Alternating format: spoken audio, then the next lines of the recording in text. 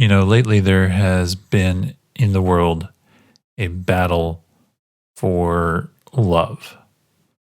You see it everywhere. You see it in, the alphabet community, however you want to say that, LGBTQ and all that type of stuff. You see it in, pedophilia. You see it in even in Christians, even in the church. You see where people just want to say, well, I love this person. I should be able to be with them. And none of it is true. None of it is right. But there's a reason for that. And that is because love has become something that we can all define ourselves. We can make up our own version of love. But why is the definition of love so important?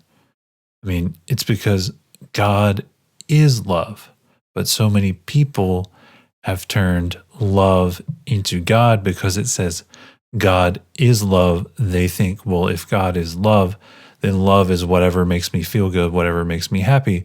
So therefore, that is now my God, and that is how things have gotten so screwed up. So in order to take care of this, we need to have some sort of grounding. We need to have some sort of idea or definition of what is love. What is this thing that 1 John 4 attaches to God as one of his attributes? Now, I will say that it goes back to God's actual loving kindness to do things for men that benefit man in a way that glorifies God. Now, a lot of times, and I've talked about this a few weeks ago, a lot of times we make things about ourselves, but there's several places in the Bible where God is saying, I am not doing this for you.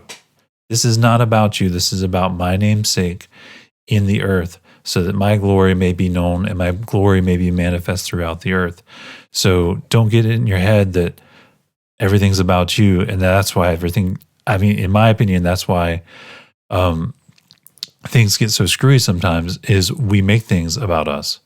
We make, just like I'm talking about with love here, we redefine who we think God is, and then we don't honor God as God, and then we get into a Romans 1 situation where God says, okay, if I'm not God to you, then you get to be led over to all the depravity of that. And you get to, once you start defining things that God has created as God, once you start elevating those things above him, then you get into all sorts of screwy stuff. And that's kind of where we are right now in the world, especially with love. So I wanted to take a little series, and we're going to do quite a few videos on this, kind of going through 1 Corinthians 13, because it is, a lot of people consider the chapter of love or whatever. And I say or whatever because they misunderstand the context of it, sandwiched between 1 Corinthians 12 and 14, obviously. But it's talking about the body and the gifts. It's not talking about what people want to make it, and it looks nice on posters and stuff, but people want to make it, love is this thing that you have towards one another, and it's a romantic kind of love, but that's not what it's talking about. It's actually describing attributes of God that we should have. Number one, that God reveals to us, and that he should also reveal through us. This is why it is important for us to understand this, because otherwise we exalt those attributes of God. And like I was talking earlier, we exalt those attributes of God above him. And that's when our whole world, we just turn it upside down in a bad way. So what I'm trying to do here is get you to understand in your heart and turn it upside down in a good way. So what is this love? What is love that we're talking about? Well, another chapter that talks about love extensively is 1 John 4. But this is how we come to know love in verse 16, that he laid down his love for us, talking about Christ, that we should lay down our lives for our brothers. If anyone has the world's goods and sees his brother in need, but shuts off his compassion from him, How can God's love reside in him? Dear friends, let us not love one another. And this is where people get the God is love. Okay, so dear friends, let us love chapter 4, verse 7. Dear friends, let us love one another because love is from God. And everyone who loves has been born of God and knows God. And the one who does not love does not know God because God is love. God's love, now check this out. God's love was revealed among us in this way, that God sent his one and only Son into the world that we might live through him. Love consists in this, not that we love God, but that he loved us and sent his Son to be the propitiation for our sins. So here's the basis of love, of the love that we have, is because God sent Jesus to this world to become the propitiation for our sins. That's our baseline for love. Now, if you look at what Jesus actually says, he says, the one who loves me will keep my commandments. He will obey what I'm saying whenever I give these commandments. And what commandments were they? They were commandments whenever he was on earth, and also the commandments that he speaks to you daily whenever you have that relationship with him. Everyone, and if you skip ahead to 1 John 5, everyone who believes that Jesus is the Messiah has been born of God, and everyone who loves the parent also loves his child. And this is how we know that we love God's children, when we love God and obey. This is where we can take this and go back to 1 Corinthians 13 and then start there with what Paul is saying. If I speak in the tongues or the languages of men and angels, but do not have love, I am a sounding gong or a clanging cymbal.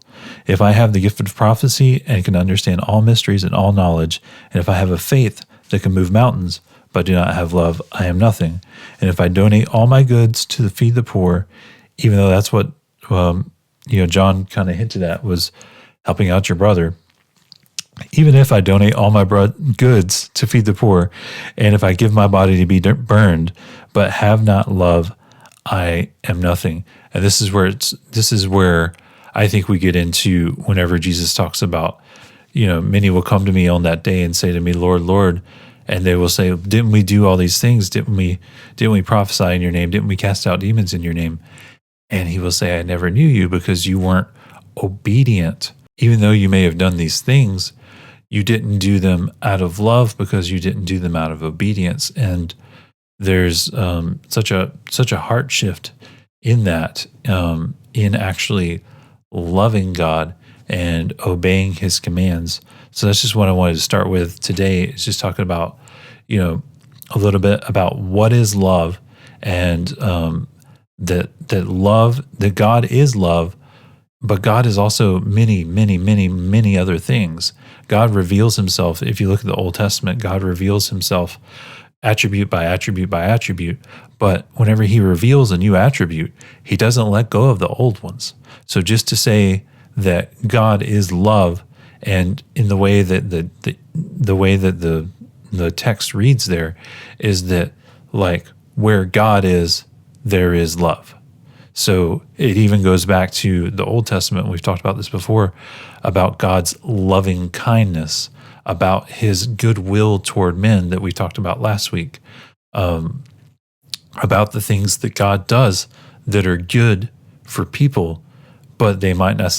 But since God is higher than us and his ways are higher, like in Isaiah, the verses that Isaiah talks about that, and many other places, but just that his ways are higher than our ways, what we see from God might not always make sense to us in our view of who we think God is. Even though that God reveals himself in certain ways, we don't always comprehend fully who he is. So we see one attribute of God, and whenever we exalt one attribute above all the rest, then we have a skewed view of who God is, and then we don't know God. So even then, are we really looking at God at that point? And then that's how people get it flipped around, and they say, well, God is love. Well, what their mindset is that love is God, because if God was love, then, why would he kill all these people? Why would he wipe out nations in front of Israel? Why would why would Pharaoh go into the sea? Why would all these bad things happen if God is love? No, God is also holy. God is also righteous. There are all these things that God is and that God reveals to us. So I just wanted to show that and to balance that out with you guys, that love to Jesus is obedience in this way. And we'll get into all the attributes of love later on in future videos. So you guys make sure to tune in for those. We'll go into all the verses, patient, kind, and we'll talk about next week. We'll probably talk about patience because that's a big one, but we might throw in kindness in there with it. But anyways, so you guys have a wonderful night. Think about love, think about obedience, think about your heart towards the Lord and what you think love is, and ask Him to reveal Himself to you as love, as that loving kindness. I think sometimes we get hurt, sometimes we get skewed by the things we've seen in other people, so we attribute those attributes to God, and those aren't God, those are fallen people being screwed up. So ask God to reveal Himself to you as love today, and I'll see you next time.